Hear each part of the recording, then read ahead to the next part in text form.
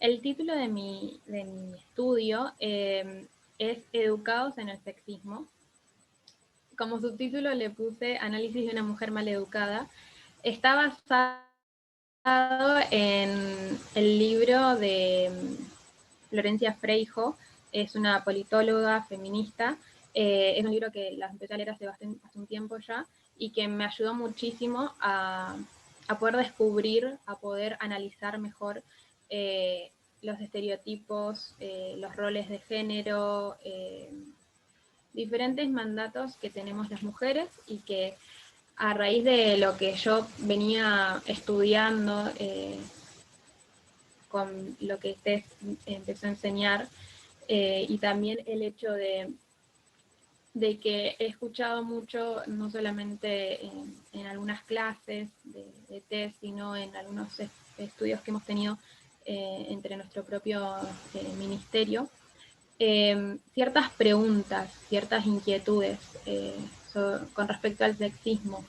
He escuchado muchos hombres preguntar si son sexistas, cómo pueden hacer.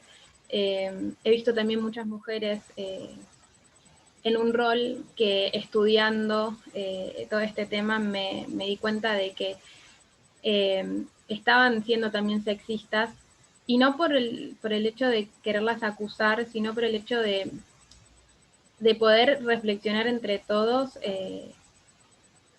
cómo es que llegamos hasta acá y cómo es que Dios nos quiere también transformar, y que entendamos esos mandatos, esos roles y esos preconceptos y prejuicios que tenemos. Esa es mi idea con este estudio, que podamos reflexionar y que podamos entender una forma mejor de vivir, de poder tratar con el otro, con el prójimo, ¿no? Bien, como introducción me gustaría hacer un repaso leyendo estas dos citas eh, de cómo Dios o cómo lo que venimos estudiando tiene que ver con el sexismo, ¿sí? Y por qué lo estamos estudiando. Me gustaría que alguien, eh, capaz Mati Blacur, que te veo ahí, si quieres leer esta primera cita, si te animas. Dale. Dice, el Antiguo y el Nuevo Testamento están unidos a través del broche de oro de Dios. Necesitamos familiarizarnos con las escrituras del Antiguo Testamento. La inmutabilidad de Dios debería ser claramente vista. La similitud de su trato con su pueblo de la antigua dispensación y en la actual debería ser estudiada. Bajo la inspiración del Espíritu de Dios, Salomón escribió, aquello que fue, ya es, y lo que ha de ser, fue ya. Dios demanda lo que pasó. Eclesiastés 3:15. Debido a su misericordia, Dios repite sus actuaciones pasadas. Él nos ha dado un registro de sus actuaciones en el pasado. Necesitamos estudiarlas cuidadosamente, porque la historia está repitiéndose a sí misma. Somos más responsables que aquellos cuyas experiencias se narran en el Antiguo Testamento, porque sus errores y los resultados de sus errores han sido registrados para nosotros, nuestro beneficio. ¿Y querés leer la siguiente, porfa? Ya que estás. Sí. Mediante la historia y la profecía, la palabra de Dios describe el prolongado conflicto entre la verdad y el error. Este conflicto sigue en desarrollo. Las cosas que han acontecido volverán a repetirse. Gracias, Mati. Bien, estas son capaz dos citas que estamos bastante familiarizados, pero que me gustaría volver a repasar para que entendamos por qué estamos estudiando el sexismo, la historia. Particularmente hoy me voy a enfocar en un poco la historia de la educación en las mujeres, y creo que es oportuno recordar el hecho de por qué estamos estudiando y por qué es necesario estudiar la historia, y cómo Dios a través de esa historia nos ayuda y es beneficioso para entender los errores que hasta el día de hoy seguimos cometiendo, ¿no? Y cómo podemos cambiar viendo la historia. Bien, estas son tres líneas que también son bastante, ya hemos estudiado, simplemente a modo de repaso. Nosotros sabemos que en la historia millerita, la historia de Elena de White, los pecados de Babilonia, la gran prueba que ellos tuvieron en este primer periodo de 1850 fue la ley del esclavo fugitivo. Esa fue como su ley dominical. Fue la prueba que tenían que pasar y que sabemos que es una historia de falla. Lo mismo pasó en 1888 con las leyes dominicales, que sabemos que también fue una prueba y que también fue una historia de falla. Y por último tenemos en nuestra línea, que sabemos que nuestra prueba es el tema de la igualdad y que es una historia de éxito. Y por eso seguimos ahondando y seguimos viendo el tema de la igualdad.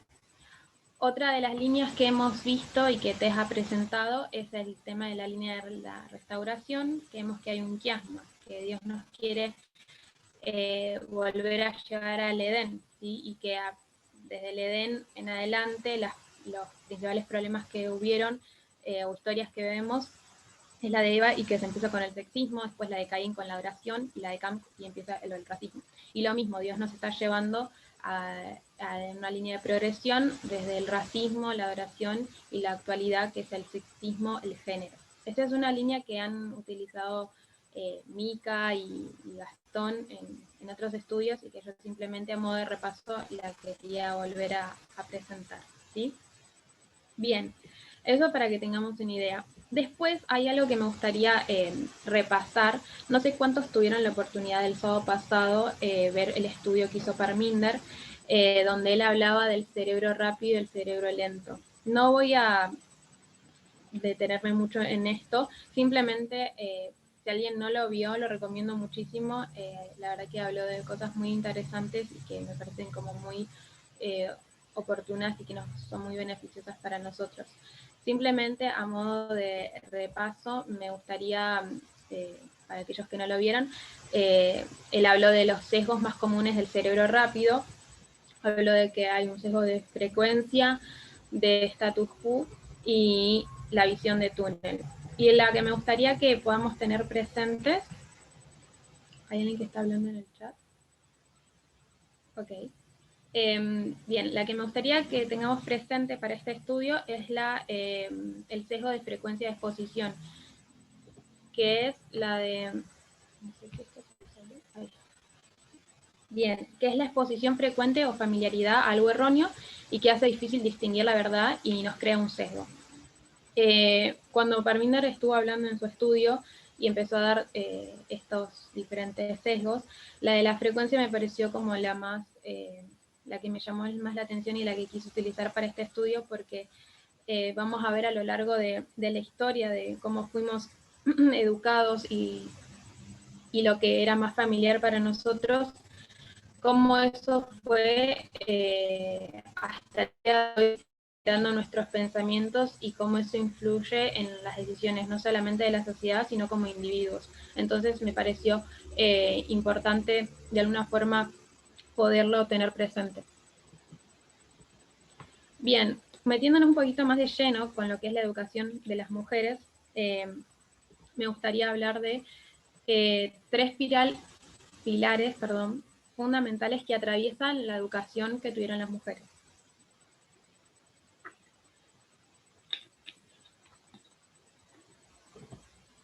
Bien, el primer pilar que encontré y que a raíz del libro que leí la autora mencionaba es el de los roles predeterminados y el abonar miedos e inseguridades para ajustar,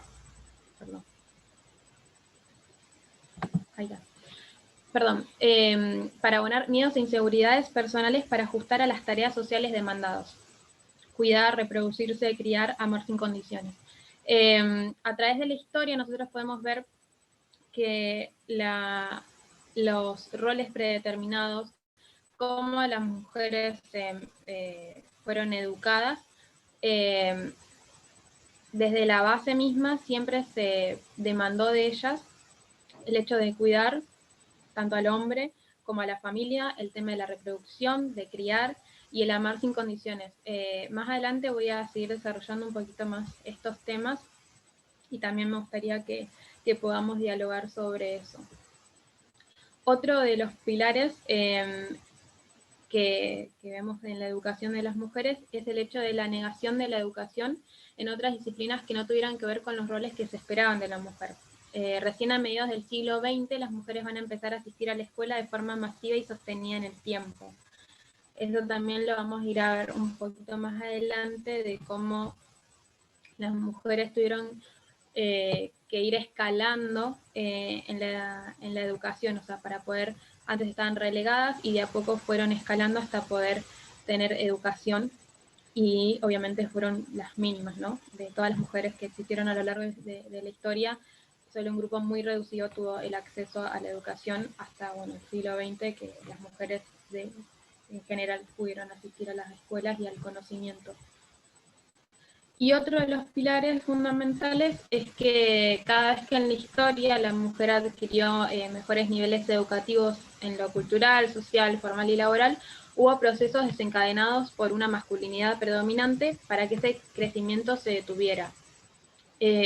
Con esto quiero decir que en la historia, cuando una mujer adquiría el poder ir a la escuela o el poder hablar en diferentes ámbitos que pertenecían a la esfera masculina, siempre hubo procesos, ya sea desde leyes, desde gobiernos, que de alguna forma detenían ese crecimiento.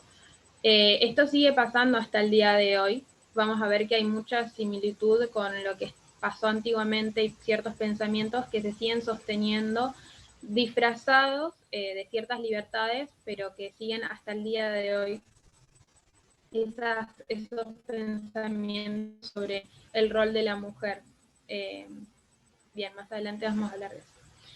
Bien, gobernadas desde la antigüedad. Me gustaría hablar de este personaje y ver un poquito sobre el pensamiento. Él es Aristóteles, ¿vale? Es un filósofo, tuvo una gran influencia en el cristianismo y el pensamiento sobre las formas de gobierno y ordenamiento. Me gustaría que alguien lea el siguiente párrafo. No puedo ver a quién está, pero si alguien se anima. Si quieres lo hago. Dale, gracias, Raquel. Ok. En su libro Política afirma, Política se llama el libro, ¿no? Afirmaba. Y también en la relación entre macho y hembra, ¿perdón? Ok, sigo. Por naturaleza, uno es superior y otro inferior. Uno manda y otro obedece. Wow. Bien, Aristóteles es un gran filósofo que hasta el día de hoy se sigue estudiando y como puse ahí, su influencia, su pensamiento, influenció al cristianismo, pero a todo lo que tiene que ver con la educación. Creo que la gran mayoría, si no todos, hemos estudiado Aristóteles en las partes de la filosofía, de la ciencia social. Es uno de los principales autores que se leen y su pensamiento ha formado también las formas de gobierno y del ordenamiento social, como puse ahí, o sea, la forma en que la estructura social está compuesta. Entonces me parece importante leer algunos fragmentos de cómo él pensaba el tema de los roles de la mujer y el hombre. En otro libro que se llama Investigaciones sobre los animales, donde él desarrolla una teoría sobre la biología de los animales, él hace esta siguiente declaración que, para que no la lean porque repite mucho, la voy a simplemente parafrasear yo, que dice que la mujer es más compasiva que el hombre, a la vez es más llorona, más celosa, más criticona, más hiriente, es más desesperanzada, es más mentirosa, más tramposa, es más memoriosa, más vigilante. Bueno, da un montón de características que obviamente pone en contraposición a lo que es el hombre, el macho, pero está hablando de animales. Y a lo último me gusta la última frase, no sé si en el cursor, pero dice: en cambio el macho está más dispuesto a socorrer y, como hemos dicho, es más valiente que la hembra. Él claramente tenía cierto pensamiento de lo que la mujer era, y no solamente él, sino que vamos a ver otros autores, y no sé si voy a llegar a dar todos, en realidad no puse todos los que hay, de cómo diferentes autores ven a la mujer y son tan conocidos y influencian tanto las ciencias sociales, lo que nosotros estudiamos tanto en la escuela, que esos pensamientos siguen estando hasta el día de hoy. ¿Sí? Obviamente capaz no de esta forma tan visible, pero sí de manera inconsciente o subliminal. Bien, otro autor que también habla un poquito, este es más de la, no es tan antiguo, que habla también sobre la mujer, es un biógrafo de Freud, no voy a mencionar el nombre porque no me va a salir, y él dice en su libro Hábitos sexuales de la mujer, estudio psicológico social, dice que comprenderemos mejor a la mujer si consideramos que por naturaleza anhela y necesita cariño, necesita recibirlo, darlo y no se siente feliz sin él. En este libro habla sobre la búsqueda del amor, sobre cómo las mujeres se quedan en vínculos, está hablando de, ¿no? Estamos hablando de 1900 por ahí, y habla de cómo las mujeres se quedan en vínculos con hombres por un tema de dependencia financiera y que al depender financieramente del hombre se quedan en un lugar donde no se les da esto que tanto necesitan. Capaz que yo puse un fragmento que no es tan choqueante, pero me gustaría como que reflexionar un poquito más sobre el hecho de que pone a la mujer como una mascota a la que se le tiene que dar cariño, y si no lo recibe es como no se siente feliz sin él, pero es como el hombre el que tiene que dar ese cariño, y por eso las mujeres se quedan en relaciones donde no son felices, pero por una necesidad o por la dependencia financiera. Él habla sobre esto, es bastante conocido este autor, como les dije, es un biógrafo y amigo de Freud, otro gran filósofo, padre del psicoanálisis, que también es bastante estudiado en las ciencias sociales. Y hay otro libro que fue escrito por una mujer, que es ¿Puedo también hacer un comentario en el 1900. sobre Sí, el obvio. anterior, antes de que pases a Simón? Dale. Es re interesante eso porque una es los hombres haciendo un estudio sobre la mujer, tratando de describirla como objeto de estudio, siempre desde una mirada del otro. O sea, en vez de estudiar la humanidad, la estudian a ella como si fuera otra cosa, ¿viste? Y me da gracia, o sea, me parece interesante el hecho de que en la descripción está tácita la contrapartida, de manera que el que es el autor asume o infiere que los hombres no necesitan ni anhelan cariño para ser felices, lo cual me parece un error. Exactamente. Yo en este estudio no llegué y no voy a llegar a dar el tema de la masculinidad y cómo eso afecta, así como las mujeres, y estoy digamos, poniendo el foco en cómo las mujeres fuimos educadas o los pensamientos que fueron permeando o influenciando nuestras vidas hasta el día de hoy. También eso, digamos, en contraposición tenemos cómo eso influenció al hombre. Como decía Agus, el hecho de que las mujeres necesiten cariño, como que pondría de manifiesto que el hombre no, cosa que es totalmente erróneo. Bien, como les decía, hay una autora también feminista, capaz un poco más conocida, Simone de Beauvoir, no voy a decir el apellido, que ella en estos mismos años también hablaba ya de la emancipación de la mujer y que se necesitaban dos factores, el ingreso al conocimiento intelectual y al mercado del trabajo. Y la realidad es que este libro, que tiene un gran avance para, digamos, la época en la que ella lo escribió con respecto a la mujer y escrito por una mujer, hasta el día de hoy no se le da tanta relevancia, ni es uno de los escritos principales que se estudian. Pero ya vemos que hay una diferencia en esos años del foco, digamos, donde estaba puesto, digamos, la mirada. había una autora que estaba diciendo que la mujer también necesitaba el ingreso al conocimiento intelectual, o sea, necesitaba trabajar también, pero no había tanta relevancia como lo que decía Fritz, ¿sí? O Freud también hablaba sobre la mujer. Bien, otro autor es Pericles, que es también un filósofo, un político antiguo también de la época de Aristóteles, Platón y demás, que él afirma lo siguiente. Dice, existe un principio bueno que ha creado el orden, la luz y el hombre, y un principio malo que ha creado el caos, las tinieblas y las mujeres.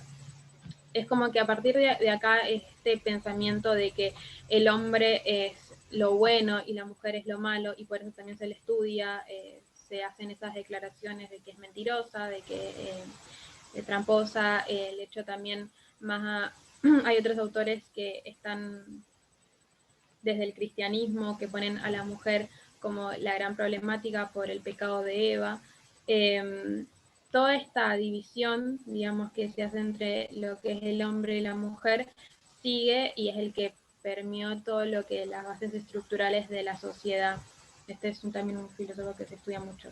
Es muy importante Lo también interesante, sí, ver esto que en filósofos y psicólogos actuales está muy presente eso todavía. Jordan Peterson, que es un psicólogo muy famoso y seguido por muchísimas personas a nivel mundial, también tiene la frase célebre de que el hombre es el orden y la mujer el caos. sí.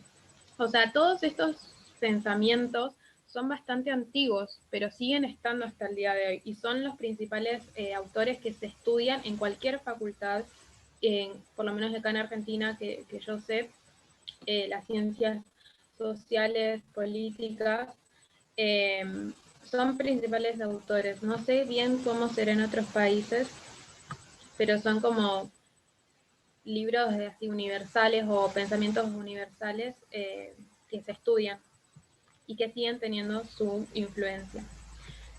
Bien, algo que me gustó de una frase que menciona el libro, ella, la autora mencionaba esto, que la raíz de la desigualdad, dice, son los estereotipos de género y cómo estos se han conformado a partir de la construcción de un conocimiento que tuvo como autores protagonistas solo a voces masculinas, ellos definiendo la naturaleza de la mujer. Esto es lo que mencionaba un poco Agus de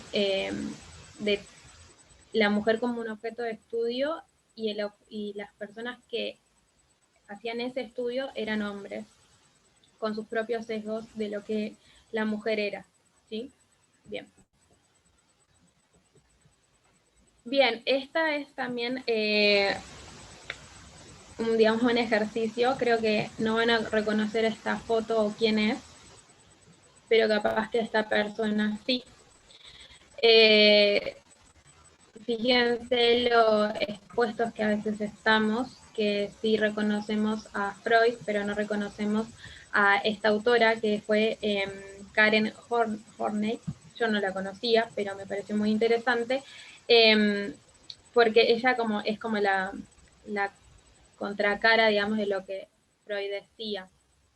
Freud hablaba sobre la envidia del pene para referirse a cómo las mujeres tienen cierta envidia o lo que anhelaban.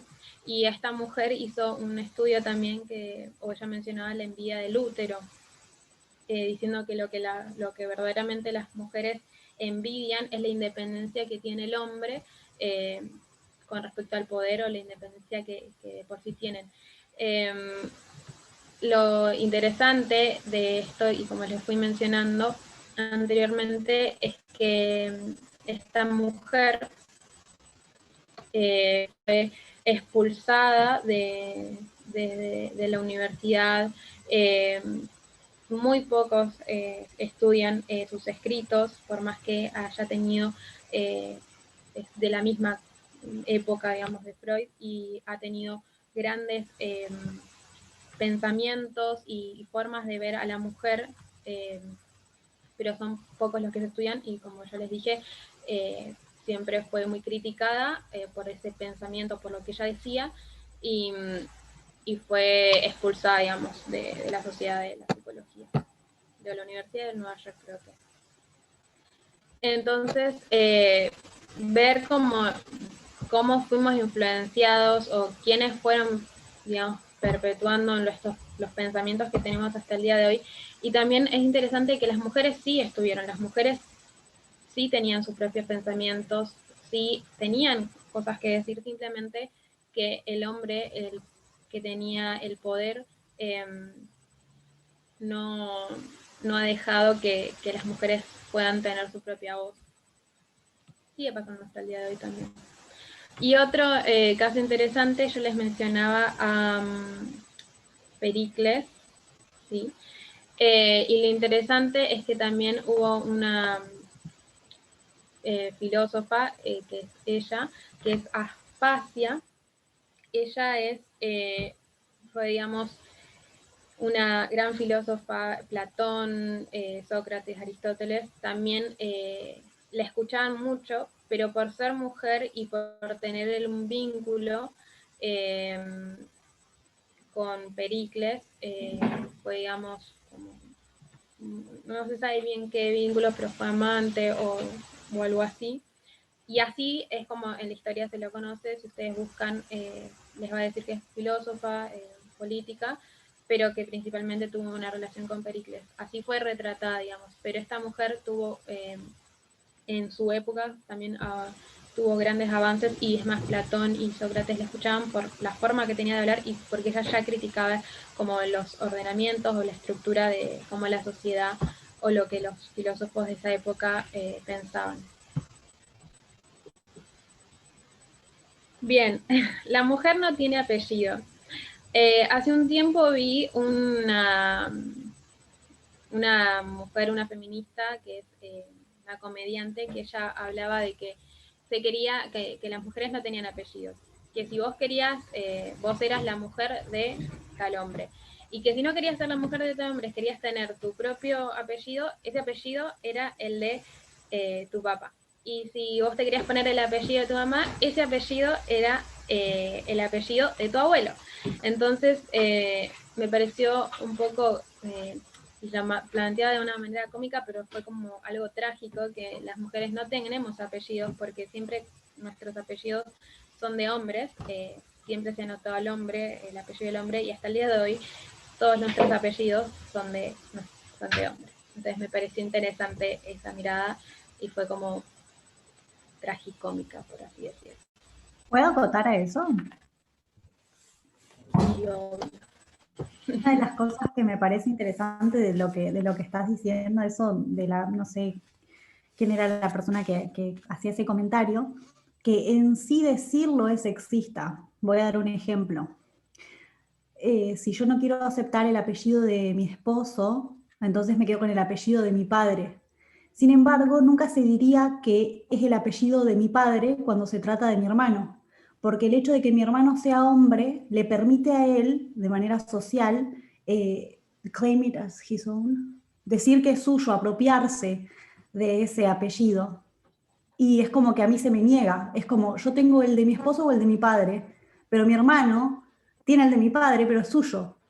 Entonces, el de mi padre también puede ser mío. ¿Por qué entendés? Porque es como que es una negación social que se perpetúa. Si el apellido de mi padre es de mi hermano, también es mío. Gracias, Agus, no había reparado en eso. Creo que están escribiendo en el chat, pero yo no los puedo ver, así que si hay algún comentario, Agus o alguien, puede hacerlo saber. Bien, las mujeres desde que son niñas, en sus diferentes etapas de instrucción, leen a hombres y aprenden su historia heroica. Voy a dar más ejemplos adelante de ciertas historias que creo que son bastante conocidas y de cómo se ha invisibilizado el papel que tuvo la mujer. Un ejemplo que se puede dar es el tema de que la primera programadora en la historia fue Ada Lovelace, y que no se lo estudia ni se sabe. Yo hasta que no lo leí tampoco sabía quién era. Tampoco se sabe el papel que se tuvo las mujeres en la Revolución de Mayo en Argentina. y también hay todo un mundo que estudia la Revolución Francesa y que desconoce que hay una revuelta que es bastante significativa, que se inicia con una marcha de mujeres a Versalles, ¿sí? Por poner unos ejemplos de lo que actualmente, lo que nosotros leemos o somos educados y cómo la mujer no está en esa historia. Bien, las mujeres fueron claves en la construcción de la historia de cada nación y en cada avance de la humanidad, y los hombres son los que van a categorizar a la mujer según su función sexual y reproductiva. Y un ejemplo es el Código de Hammurabi, que hay una sección que habla de cómo se debe comercializar a los esclavos, y seguido de eso habla del papel de cómo la mujer se debe también manejar, y cómo eso acarreaba que si la mujer no cumplía con el papel económico que tenía, no obedecía al hombre, era automáticamente esclavizada, o sea, se convertía en esclava. Bien, otro ejemplo de esto es el tema de las concubinas, que tenían como cierto poder de acceso al conocimiento, pero a través de el servicio tanto sexual como de dependencia de servicios domésticos. Hay un montón de ejemplos que no los puse porque se iban a ser muy largos y no, la verdad que no quería hacerlo tan largo, pero hay un montón de ejemplos a través de todas las épocas, desde la Edad Media hasta el Renacimiento y en adelante, de cómo de a poco fue la mujer escalando, pero siempre, digamos, desde el permiso del hombre, desde el ámbito familiar, y siempre con ciertos mandatos que hasta el día de hoy se sostienen. Bien, un ejemplo que les quería dar es que creo que la mayoría sabe quién es Cristóbal Colón, la influencia que tuvo, el descubridor de América. En Argentina hay un día dedicado al descubrimiento que él hizo, pero poco se habla del papel que tuvo Isabel de Castillo. Más que yo creo que en la escuela, representaciones de, creo que de un minuto, de cómo Isabel le decía, junto con su esposo, a Cristóbal, le daba como apoyaba su proyecto. Pero lo que pocos cuentan en la historia es que Isabel tenía una gran perspectiva de cómo agrandar el comercio en la región. Una amiga de ella, que era, a ver si me acuerdo, Beatriz de Bobadilla, si no me equivoco se llama así, que es la que puse acá al lado, que también era una persona que apoyaba las expediciones de Colón, que era amiga de la reina y que también apoyaba el proyecto que tenía, que planteaba Colón. Entonces, estas dos personas que tenían el acceso al conocimiento y en esta época ellas pudieron estudiar, fueron bastante aventureras, fueron bastante, tuvieron gran influencia para que el descubrimiento de las Américas se pudiese dar. Y son pocos los libros de historias que hablan o sea, yo creo que recién ahora sé sobre ella, Beatriz de Bobadilla, la verdad es que no tenía idea, y fue algo que estudié desde la primaria, la historia de Cristóbal Colón y el descubrimiento de las Américas, pero recién ahora, con 26 años, tengo la oportunidad de darme cuenta de que las mujeres estuvieron presentes y que, es más, tuvieron gran influencia para lo que es hoy en día la historia, lo que pasó. En fin, eso. La educación dentro de la familia. Hay muchos temas que podría tocar y que me hubiese gustado poder ahondar. No solamente el tema del matrimonio, el tema del amor romántico, la publicidad y demás, pero simplemente elegí el tema de la familia porque me pareció como uno de los más importantes a reflexionar. Cómo la familia, nuestras familias, nos educaron y cómo fueron desarrollándose los códigos sociales. Me pareció interesante poner algunas estadísticas que encontré, y para que tengamos como una idea de lo que hasta el día de hoy se sigue siendo esa influencia tanto de la historia como de los roles de género. Bien, según la CEPAL, que es, no me acuerdo bien lo que significan las siglas, pero es, digamos, algo de unas encuestas, no me acuerdo. Comisión Económica para América Latina. Gracias.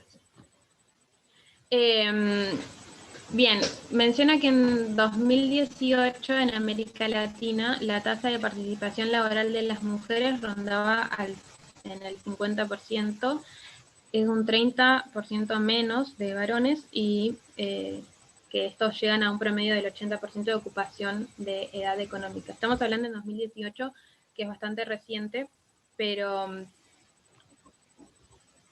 vamos a ver que, o sea, si buscáramos hoy, se iría como en el mismo porcentaje.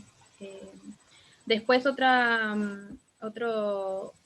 encuesta, otro censo que encontré, revelaba que el trabajo doméstico no remunerado y el tiempo que las mujeres dedican a el 76% de ese tiempo corresponde a las mujeres contra el 24% de los hombres.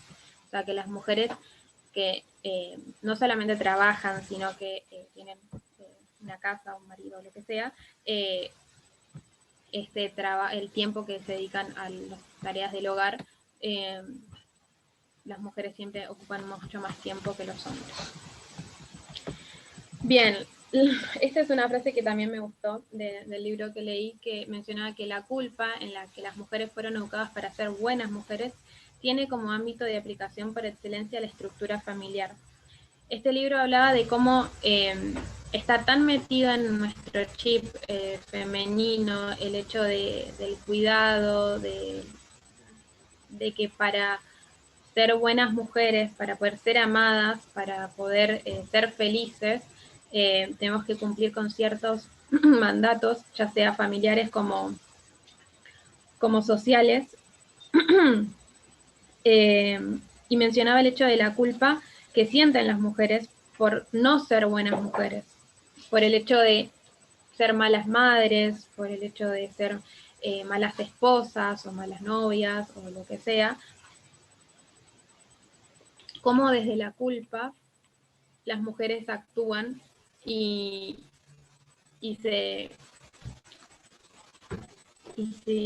toman decisiones y viven, digamos, todo en factor de la culpa que sienten por no ser estas buenas mujeres, y cómo eso empieza desde la familia, desde cómo son criadas.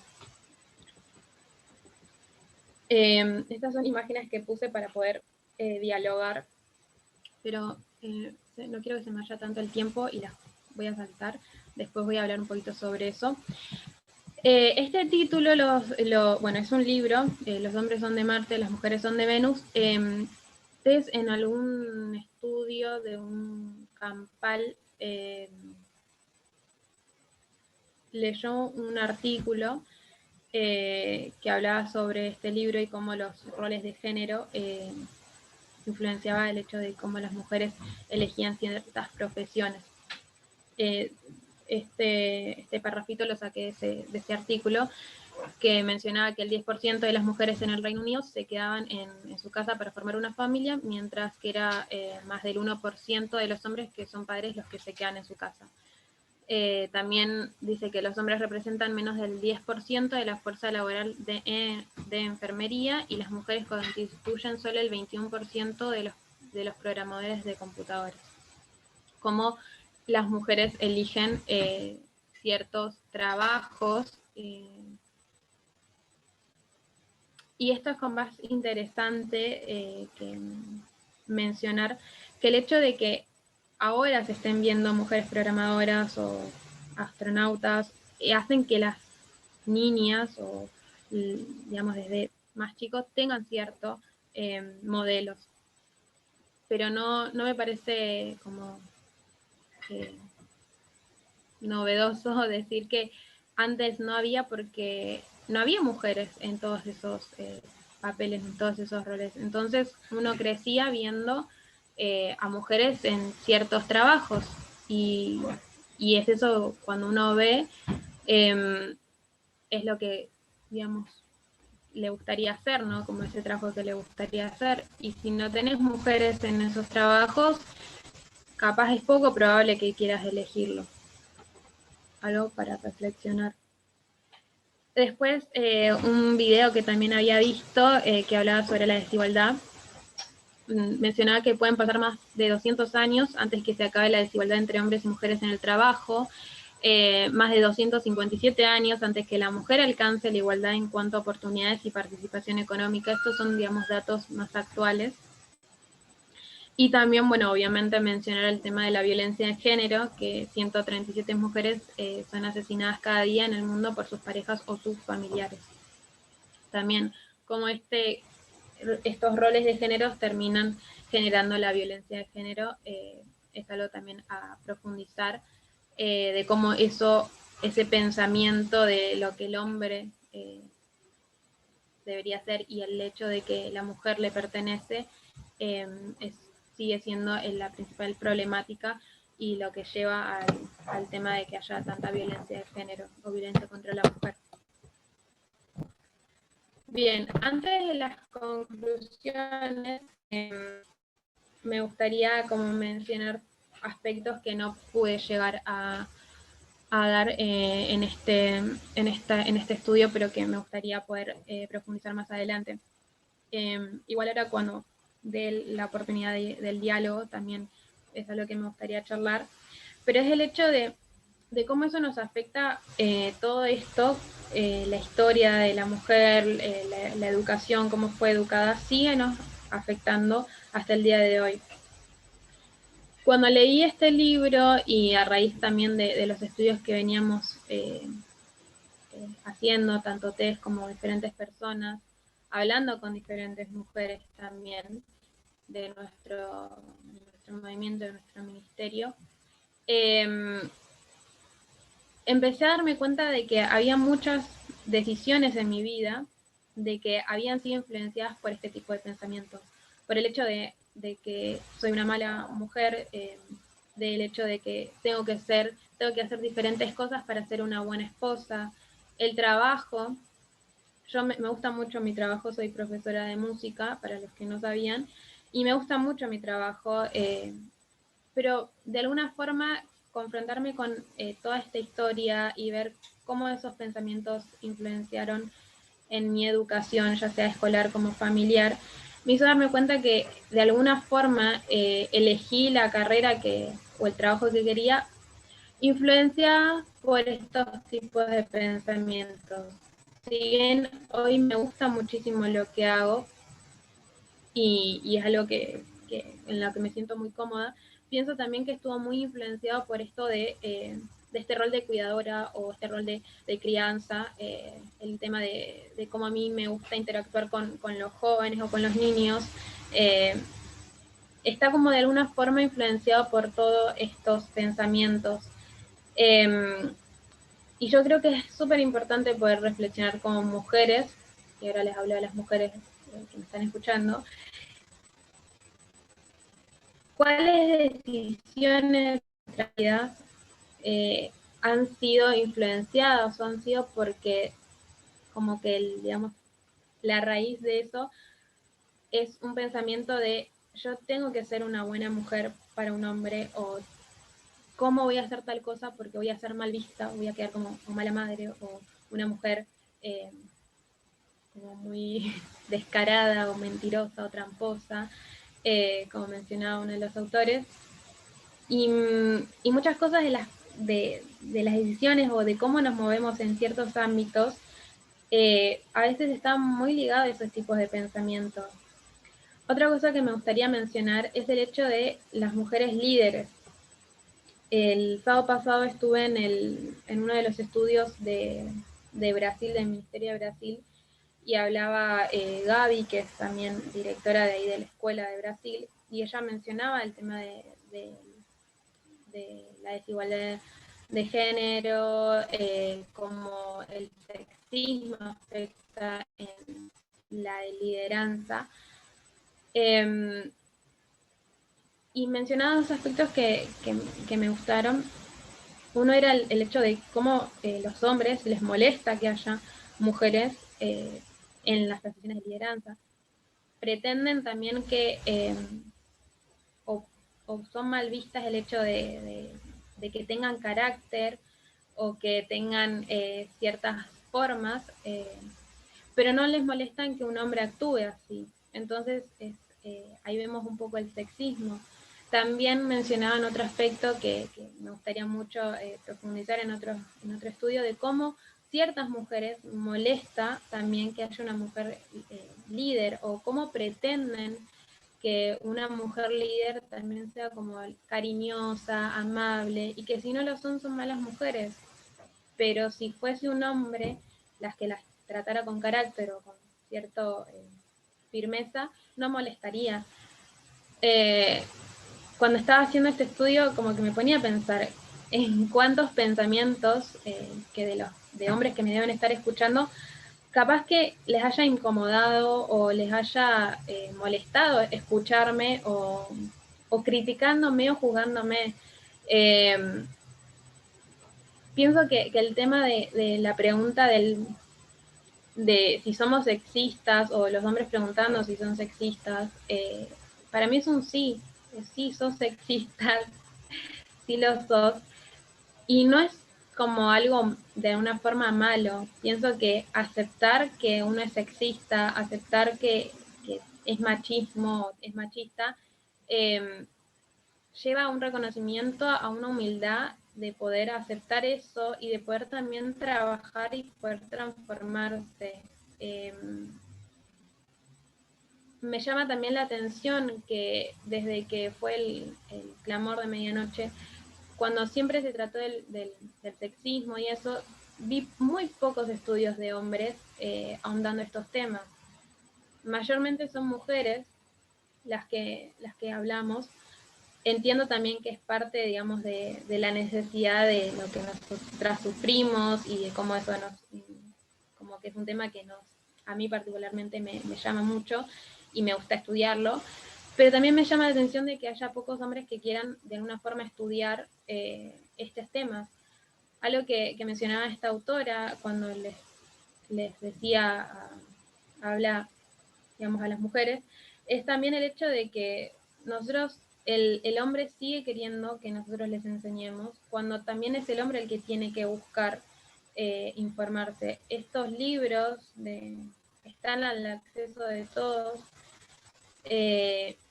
y cuando un hombre te dice como, bueno, no, enséñame, es como te vuelve a poner en un rol de criar, de cuidar, que la verdad que no nos corresponde ya, que nos damos cuenta que ahí tiene que haber una igualdad, donde el cuidar, el criar, el enseñar es de parte de ambos, y el poder estudiar es de cada uno, o sea, es individual de cada uno.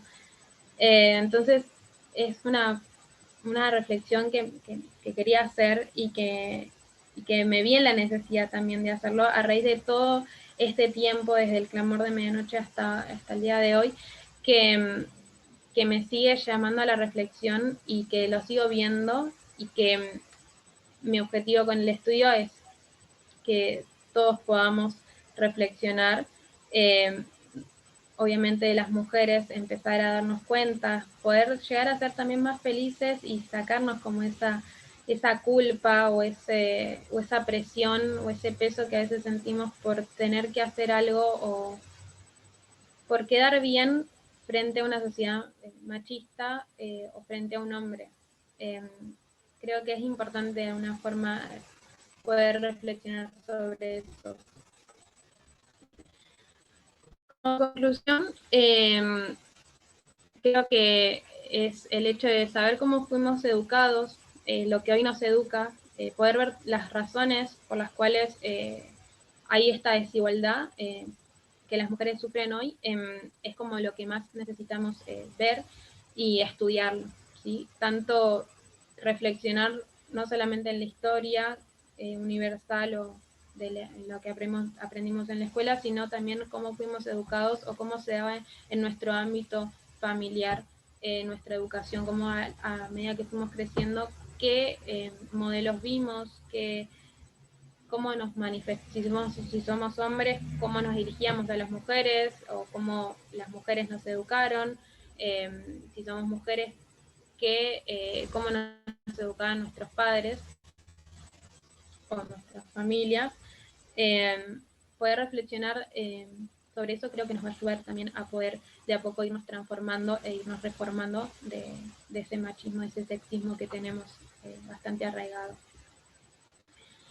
Bien, también una frase que me gustó mucho del libro que leí es que hablaba que los hombres en la actualidad creen que no forman parte de ese pasado, pero no logran articular vínculos con mujeres con carácter y herramientas que rompen las expectativas tradicionales que se tienen sobre la mujer. Esto, por ejemplo, en el ámbito del liderazgo, creo que lo noto mucho cuando una mujer tiene formas que son fuera de los roles tradicionales de amable o de cariñosa. Creo que hay mucha molestia de parte de los hombres cuando una mujer es así. Y me pregunto si sentirían lo mismo si un hombre los tratara así. Es como también algo para reflexionar. Bien, la sociedad y las mujeres tienen varas muy altas. La mujer tiene encima el peso de la sentencia. También es una frase que saqué del libro. No solamente la sociedad tiene como una vara muy alta, nosotras mismas, las mujeres mismas, tienen una vara muy alta. Lo que deberíamos ser, como les mencionaba, el tema de la sentencia de si no haces esto vas a ser infeliz, si quedas como la mala mujer, como esto de ser buenas mujeres sigue influenciando hasta el día de hoy. Y el tema de que el espacio familiar es fundamental como educador y socializador primario de base. O sea, la forma en que todo esto se perpetuó empezó en el ámbito familiar a través, digamos, de una sociedad que educaba y algo que también venía pensando hace un tiempo, el hecho de personas de la tercera edad o personas que son más grandes, como, no sé, pensar en mi mamá, en diferentes familiares, tanto mujeres como hombres, que rozan, no sé, los 60, los 70, los 50, y cómo ellos vivieron en una sociedad y estudiaron y fueron influenciados por una desigualdad muy grande. Entonces pienso que es más complicado para esas personas poder darse cuenta de cuán machistas o cuán sexistas son al estar en constante frecuentando, digamos, o familiarizándose con ciertos pensamientos o ciertos aspectos. Son como muchos años. Yo lo pienso en mi vida y digo, bueno, agradezco de que de alguna forma tuve ciertos ejemplos en la historia o ciertos ejemplos a lo largo de mi vida que de alguna forma pudieron influenciar en no dejarme relegar tanto o en ciertos papeles. Sí pienso que fui bastante machista, soy bastante todavía, pero me he podido transformar y es algo que agradezco completamente al mensaje porque me hizo darme cuenta de muchas cosas y es lo que me ayuda hoy en el día a día a, de una forma, poder ser feliz con los problemas que la vida trae, ¿no? Pero de alguna forma también pienso que eso me ayuda mucho en mi vida personal y en lo que quiero hacer con las otras personas. No sé si hay alguna pregunta o algo que me quieran comentar, si no podemos cerrar con una oración y si quieren cuando termine la grabación seguimos charlando. Vale. Bien, voy a orar.